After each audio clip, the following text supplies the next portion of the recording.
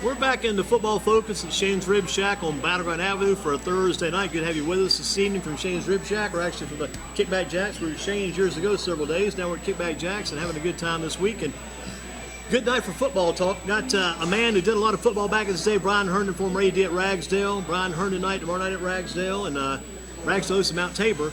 Brian's with us. Brian, first of all, welcome in. Well, Andy, it's a pleasure and it's an honor. And I was talking with you and Donald earlier. I won't begin anything without saying how much I appreciate Andy Durham and Greensboro Sports and your staff with Dennis and Wyatt and all of you, and what you've meant to not only the Ragsdale community, but what you mean all of Guilford County. You're a class act, and you do a first-class job, and just know that Ragsdale Tiger family loves you and appreciates all you do. You're always first class. When I see you've got a sport coat on, a tie, white shirt, dress pants. Even when you were doing the AD work at Rags on a hot August or September night, you'd have that dress to the max, and you'd wear the lighter shoes. You have to move around, but gosh, always first class. A lot of times I have on those white Nikes, and you know, I feel like we owe that to our community and to our profession and to our kids, that we're always going to be blue collar on the inside. We're not going to let anybody outwork us. We're going to sweat, but also we're going to get up, dress up, and show up and be professionals. And conversely, our coaches are that way. They're blue-collar workers. They'll be on the tractor cutting the grass or sweating it out in the weight room, but they always are going to dress professionally for events, and I think that's just part of who we are and what we believe in. And it's good when the opposing team or opposing coaches or schools show up. They see you dressed like that. They know from the beginning. That kind of sets the tone for the whole night. This is going to be first class. Top-notch operation. We've got all the help we need. This man's on top of things. He's right here and they're getting things done for us. That really is good for the other teams. They come in to get that kind of reception, good reception as well. I appreciate that. That always was genuine and came from our heart. I will say it's funny. We were playing Dudley a couple of years ago, and I was in my traditional sport coat and tie and all that, but I probably had on those white Nikes. We had a young man named Donovan Platt that picked off an interception, and I didn't think anything of it. I was down there on the sideline, and he took off running, and later on a man called me up in the parking lot and said, Coach Herndon. I said, yes, sir. He said, I knew that was you down there running side by side with your player. And I think then Donovan, that'll be a memory we'll have forever. But he said, yeah, Coach, I saw that on the film. So wow. I think we always, you know, we're going to be professional, but it's never for show. It's out of respect and doing what's right. But yeah, we always were sweating up under that sport coat too. Yeah. Are you glad you don't have to set up tomorrow night? You don't have to do the setup for tomorrow night. It's Brian Herndon night. Just go in and enjoy. Won't that be nice? Yeah, well, you know, we compartmentalize, I guess, everything. And the 35 years, I started at Grimsley coaching, and then moved to Lexington and Page, and then was at Ragsdale for 30 years. And that time period as AD, or head football coach way back when. I wouldn't change that for anything. It was a joy to do it. It was hard. I won't tell you it wasn't hard to do it all, the setup, and we had a great team. But if I could write a novel of how I would want my life to go, it would have gone just like it did. Now, that being said, I'm enjoying this phase of life too. Now, at Ragsdale, 30 years. Wow, that's unbelievable. You know, I went there. I had been at Page, and my bride. Well, we did our courtship at Page. She was a student teacher there, not my student teacher. She always made sure I let everybody know that. But we came out to Ragsdale. I can see it was a hot summer day. We came out there together, and you know, Steve Dalton was our principal and hired me, Dr. Dalton, and there was a bond right away, and I can remember driving down Guilford College Road, old Guilford College Road, to get there. I remember what it looked like. I remember seeing the goalpost out there. I remember seeing the people, and there was a bond that started right away. And Andy, I will tell you, that bond and that love just built and built and built over that 30-year period, and it was a profession, but it was so much more. It was love. It was love for those kids and our coaches and community. And the first few years at the other schools, you mentioned Lexington, Page, and others, those years went pretty quick. They went real fast. About 5 years there, but then you get to Ragsdale, 30 years, you're strong. It did. I started, I played for Coach Emery at East Carolina, and my career ended real early. I had 3 operations over a very brief period of time, and came back to Greensboro to try to rehabilitate. And Coach Emery was very good to us and to my family. He never rushed. He gave me some good advice as I was out. But one thing that was happening as I was trying to rehabilitate, Coach Bob Sawyer at Grimsley had just hired a new head coach, football coach from Michigan, Jeff Smouse. Oh, big Jeff Smouse, yes sir, yes. So I got a chance to. You worked with him? That was my first coaching job, and you're spoiled rotten when your first coaching job is with somebody who played in the MAC, was a very good player at Western Michigan. His dad was with the Cincinnati Bengals at that time. Coach Smouse was a tremendous coach and way ahead of the curve. So I was there 3 years and had a chance to go to Lexington. Gary Whitman was the head coach. Boy, that was a tough rock. It was incredible. A tough dude, man. They just won the 2 state championships. Joe McIntosh, right? That's right. And he was there a little bit before, but we had the 2. They had the 2 state champion teams, and then I was there and actually did my student teaching there, and then got my first full-fledged teaching coaching job at Page with Bob Clendenin and Marion Kirby, Coach Kirby. And so, again, you get with somebody that had an NFL background or somebody who had played at NC State and won state championships, and then you're sitting over there with a legend in Coach Kirby, and if I remember correctly, the football program at Page during that time, during the 1980s, was ranked in the top 11 in America. Now, I don't remember what group, but you remember all the winning. Yeah, I tell you, you had such a coaching staff. You had Frank Starling, Clayton Nance, Ken Page, Bob Via, all those gentlemen. Bob Via, Luke McKeel, Bill King was on that staff. Bill King was a great. He was at a Lexington man too. That's right. Yeah. But I had had a chance, the Ragsdale move a year later, and I loved everywhere I've been. I mean, but that became home. What made you want to become the Ragsdale AD? When you got there, you were coaching. Well, and then what about becoming AD? I stumbled into coaching accidentally through my playing career, getting cut short. I stumbled into the AD accidentally. It was fate, I guarantee you.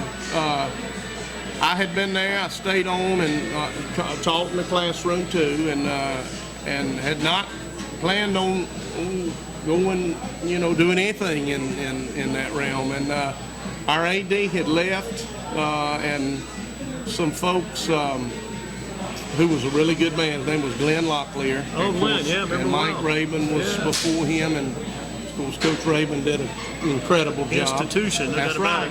But I had some people approach me about the job. I didn't even know it was coming open. And for anything, I talked with my bride, because when you take an AD job, your life as you knew it. Oh yeah, that's a full company move there. It's all the time, everywhere you go. You can be in Alaska and you're still AD. It can be the 2 a.m. you're still AD.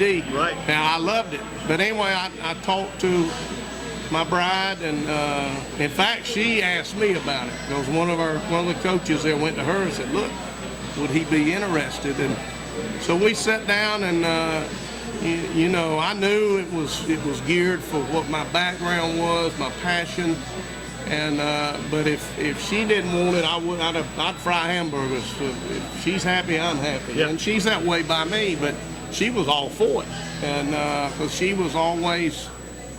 She's the love of my life, and she... What's her first name? Pamela. I call her Shug. Yeah. You hear Shug, and that's all, most people that know her is Shug. Did she grow up here in the area? She was born in Gulfport, Mississippi, and then moved to Tampa till she was 10, and then moved to Greensboro in the mid-'70s, and went to Greensboro. Grimsley was a cheerleader there. Stuff. was 2 years behind me, and but she's been such a huge part. We've always done it together, and she'd get on the tractors and she'd paint, she'd do whatever, but we did it as a team, and that 30-year time period was a love affair with a school. Did all that coaching help you to become a better AD? All the coaching you've done before then? No doubt about it. And I don't want to put a message out that says you can't be an AD unless you were a coach. I'm not saying that, but I know going through as a head football coach where you had a staff of, I guess, 10 or so, and managing that many young people, and all you do now it's you move to AD, then that becomes a coaching staff of 55 or so, and 320 games a year, and I mean that with humility. But it was, I think it taught you about resiliency, about staying the course, about not worrying about being popular, doing what's right, but loving people at the same time. Yeah, because you had some tough decisions during that time. We had some very tough decisions. We could compartmentalize some of those. There was just some tough decisions over the course of that time. It was, and my thing was I never worried about getting a vote or what was popular. I wanted to represent our school and our community by doing what was the best thing. And I told somebody last year, I said, if Brian Herndon says it's okay, it's okay. Well, I appreciate that. Yeah, because you did it from the heart. I did it from the heart, and I would literally hit my knees and just do a lot of soul searching. But when we made some tough calls, we did it out of love too. Yep. But because I can think, not even laying them out, but I can think of these two right away, just huge decision makers that were tough, very tough to get them done, but you got them done. We did, but we did it out of love and did it in a very respectful way. Now, being a quarterback back as in high school and in college, the quarterback experience, did that make you a better coach and a better leader? Yeah, it had to, because it teaches you a lot of humility, because what looks glamorous out there. Oh, yeah, everybody wants to be the top dog, yeah. You're going to get knocked on your hind end. Your success comes through seeing others be successful. Right.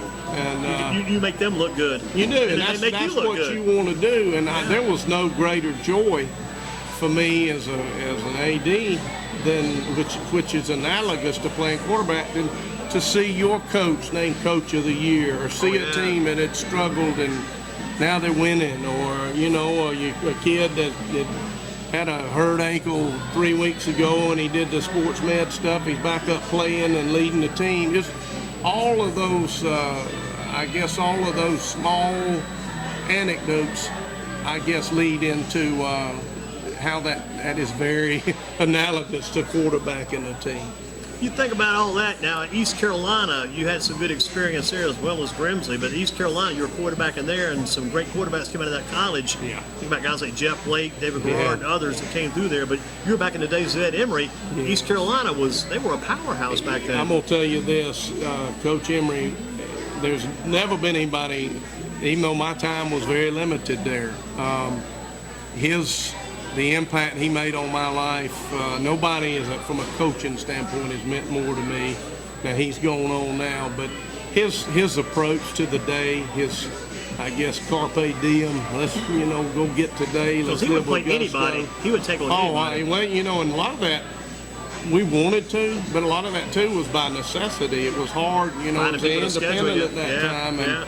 But he did, and I had been to some other, probably some places that maybe had some big schools, but we visited there, and I remember my brother-in-law and my father were with me, and they were like, it's special. What Coach Emery's doing is special. And you remember that? I remember that sweep that one year they beat like Miami. They almost took the entire state of Florida that year. Lost 3 games in the state of Florida, but we're leading all of them, and there were nine seniors, not players in the whole program, just seniors that went in the NFL draft. So, but his approach really, I probably, when Coach Sawyer offered me a chance to coach, I would have probably done it anyway, just because I love football and love working with people. But knowing the impact Coach Emery had on me in just such a short time, you know, you kind of see through that individual's eyes of what you can mean to others, and so that'll stay with us forever. What about the swimmer, the guy Brad Herndon? Any relation? Brad's a wonderful man. Brad Herndon, Brian, I always wondered about that. When you saw the paper, I used to read the paper back in the day. I'd see the Brad Herndon name, and Brian Herndon's owned the town for a stretch. Well, Bradley was, he is my first cousin. He was one of, I think, 10 children. They had 10, one died crib death, but they had 9 or 10, and his dad, Jimmy, was my dad's brother, and they were only like 10, 11 months apart or something, but Bradley was a tremendous swimmer and tremendous man. And I will tell you what meant so much to me years ago when I was coaching football. I would have kids and families in the Ragsdale community that would say, "Hey, are you related to Coach Brad Herndon?" And I would just beam to know what a good job he was doing, what he was meaning in people's lives. And he's still very active in coaching swimming. We had a swimmer about 5 years ago that signed a scholarship, and he was one of Bradley's guys, and Brad came out there to our school, and that meant a whole lot to me. How about as you came through Rags, what kind of imprint did you want to leave on that school when you left Rags? What kind of imprint did you want to leave? I wanted people to know that I loved them. I wanted people to know that I and we were always we were gonna do what we felt was right. I think if you're looking for a mantra, so to speak, one thing I always kept on in my office, I had written from day one, and I kept it on the top corner of the wall, was number 1, servant. We're gonna serve others. We're gonna be servants. 2 was team. Everything we do is about a team. When one of us is successful, we're all successful. When one of us, it don't go so well, then we're all with you in the trenches. And then the third item was always in the trenches with our athletes and our coaches. And I think those 3 things are who I am, who I was as a boy, but who I was for those 30 years. And really, that's how our whole athletic department in our school was, and our kids are that way. And so I guess letting people know that I can be very hard-nosed, and there's always going to be a toughness in me, but it's out of love and care, and I wanted that. Well, talk about what it's going to mean to have that special night tomorrow night. That could be a big thing for you. And they're even talking about maybe naming the new gym after you as well. That's a possibility. It is. Those things are coming up now. Andy, it's incredible, and I've had people approach me about what you're alluding to with the naming, and just unbelievably flattered and unbelievably honored. And I can't say enough, though, what the honor, the huge honor for me was all that time with those people at Ragsdale, those kids and our coaches, our community. Every day I went on that campus, every day I walked in that school, it was a privilege and it was an honor. And the good thing was you walked out healthy. That's a good thing too. I walked out healthy. You walked out pretty darn good very shape. young, and felt good. I always said I want to cross the finish line sprinting. You did. That's a great thing, yeah. And we did. And but I will tell you what the activities tomorrow night. I think something at halftime.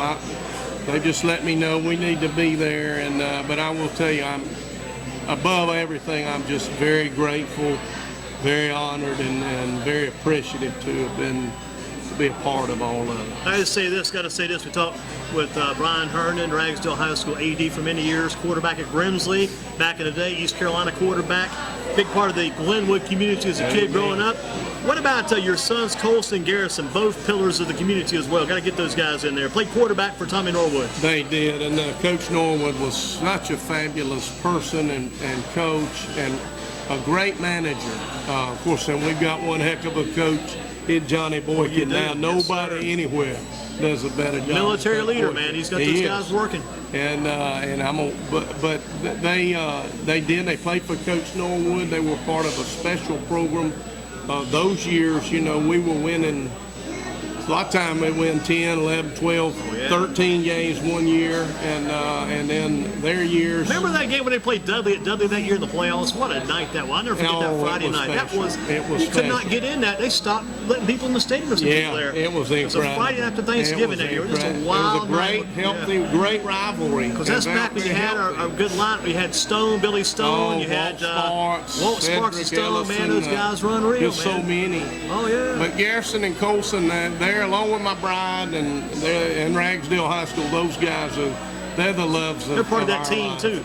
They were. They Team were effort. raised They had to give up some time sometimes because they had to do certain things, but they were part of it. They were part of the team, and I think, when they were just boys, even right now, I would, if they were asleep in their bed, I would sit on a chair and just look at them and think, I'm just proud to be your dad. It ain't about anything you do.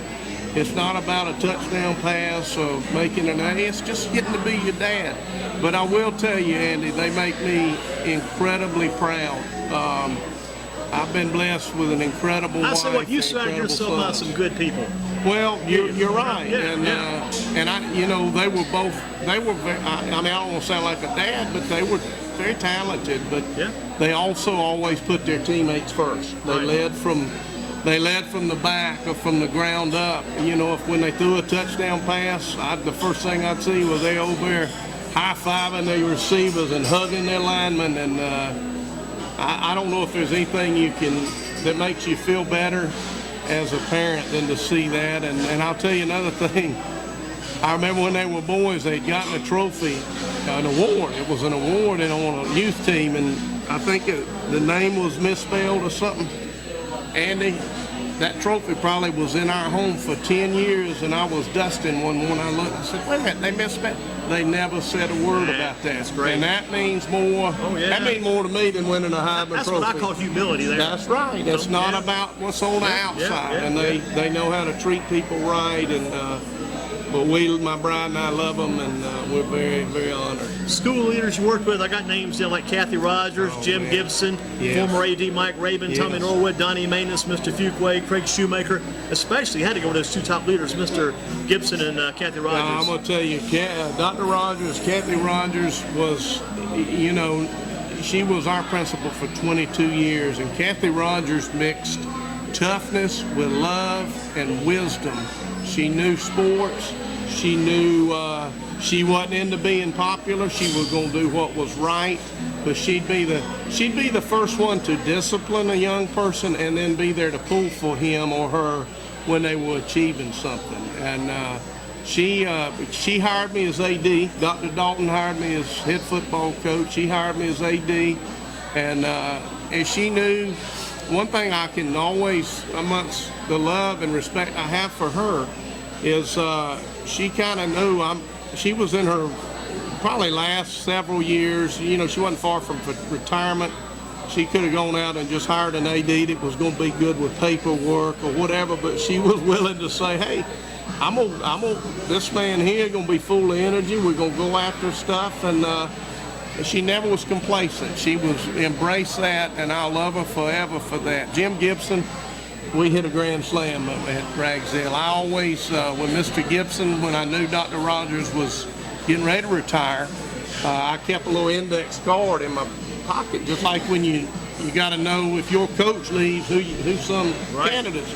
And I knew Dr. Rogers was about to retire. I put on that card, if we can just get somebody like Jim Gibson, we'll be in real good shape. And we hit the jackpot. He combines, he's an old coach and athlete, was a heck of an athlete himself, down from Charleston, South Carolina, and then Presbyterian. But he had coached. He combines the knowledge of academics with athletics. There ain't nobody better than him in understanding how both those work together and what athletics means to a school and the history of the school. I love him, and just very blessed to have been with him, and of course I was that way with Dr. Dalton too. What about the word for the current Ragsdale athletes and coaches, and the word for all the ones that have already come and gone through Ragsdale, moved on? What kind of word do you have for those people that are there now and the ones you taught and coached to work with over years? What word do you have for them? Well, you're always part of this Ragsdale Tiger family. You may walk graduation in early June, but you're part of this. You don't graduate from getting, that don't mean you're away. When Ragsdale wins the game in 2052, we're going to all be a part of that. Those that were there in 59 when they opened the school, you're a part of that. And that's also how we conduct ourselves, how we treat people. It means a lot to me if a kid makes All-State or something.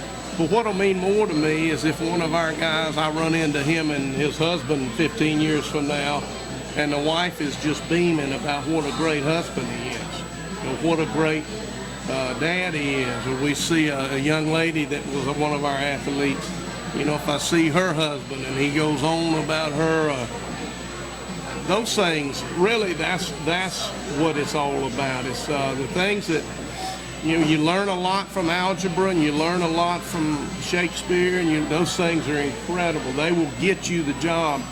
But a lot of times what's going to keep you that job, you're going to learn on that ball field by putting others first. It's not about you, it's about a team. And that's a wonderful combination. And I know this, when I see our guys, and it doesn't matter if they were there 30 years ago, because I see them a lot of if they were there 30 days ago. There's an incredible bond that I have with them, and I hug them, and I always let them know I love them, and they tell me the same. And I think the message is you're part of something. We're all part of something that's incredible. I can sum it up real quick. I say it like you said it so many times. I know how to close it out. Yeah. The Diamond R. The Diamond R. That's right. And that's how you always said it, man. And because it means it transcends, I guess 4 points or whatever, and it all in it. It's about a community. It's about the guy that graduated in 1961, and it's about the one that's going to graduate 50 years from now. Yeah, it's guys like Shorty Rickman, Ricky Adams, that's Prince right. Deese, That's right. Mark Dixon. All of those guys, yeah. There is a unifying force. That's a special community. Our teachers there were incredible. They have the same approach that our athletic people had, is roll up your sleeves, help everybody else. Don't get caught up in how you, whatever, can score the most on a state test. How can I help my fellow person? And I don't know, I saw two ladies at the YMCA that had children there years ago, and they were talking about what a special place that Ragsdale is. And you mentioned some other names too, and I really want to try to mention all of them because they mean so much to me. I know Coach Shoemaker was in that group. Coach Shoemaker, it broke my heart. He left and went to North Carolina Leadership Academy, but he did it for the right reasons. He wanted to do something from a group leadership thing. He was one heck of a coach, one heck of a man, a very dear friend of mine. And then we landed a great coach now with hang on one second. Just hit that big sheet.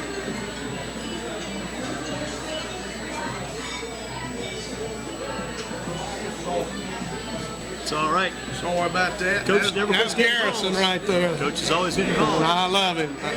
I take him during the show. Yeah, I talk to the coaches. Yeah. But anyway, we landed a great one with James Atkinson, who is going to be a tremendous plus. But Coach Shoemaker will always mean the world to me. Coach Atkinson, he'll continue moving that program forward.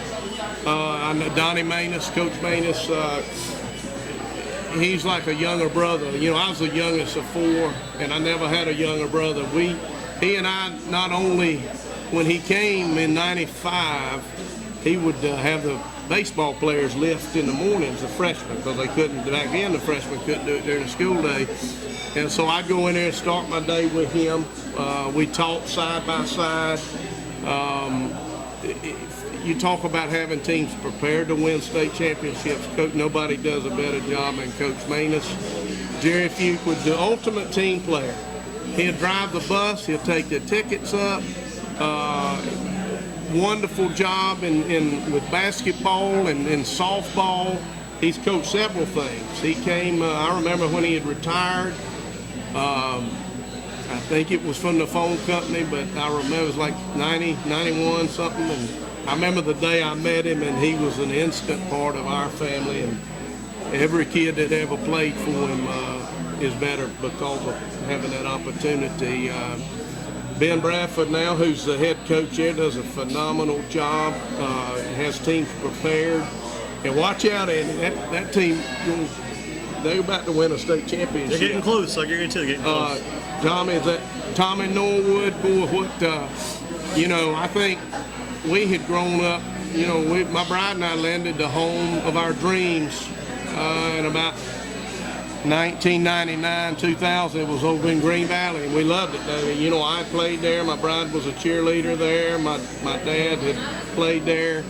But our boys had been raised going to Ragsdale and games and watching Coach Norwood coach. And Grimsley would have been a great place. I'm not saying that. But they had, by watching the job Coach Norwood did and what that school was like, we ended up moving out there. And Coach Norwood has a whole lot to do with that. Not from a recruit. Everything he did was above water, but just that I wanted him to be part of what he did. He was a class act, and we'll always be grateful for it. I see some more. Who you got? We mentioned most of those. Got most of them in there. Well, there's so many I could, and I hate if I don't mention somebody. I want them to know I love them. I could stay here for 10 days talking about them. Well, it's what about it? It's going to be the Friday Night Lights, Brian Herndon night at Ragsdale tomorrow night. All looking forward to it. Hope you can come up and join us at halftime tomorrow night. Hey, I'd bring back some great you're going to be memories. busy on the field, though. When you get doing the field, come up and join us. Come up there, that's right. I hope you can, really. That would be wonderful. Like to let Don Tilley talk to you a little bit. I know I talked to you a lot tonight. Don. Maybe let you talk with Don. A little interview there tomorrow night, possibly. Well, Donnie, I want to say this, too. I told you earlier, I got as good a coaching as at Glenwood Community Center as a young boy, and all the way through till at East Carolina. And Donnie Tilley and Wayne Butler, Bob Watkins, good gosh, Dick Shupin, Glenwood Wilson, the list goes on. We were so blessed. When you grew up over there, you knew what good coaching looked like. Exactly. And I learned it very young, and it's people like Donnie and them that taught me those lessons. Tell you what, you've helped us so much tonight.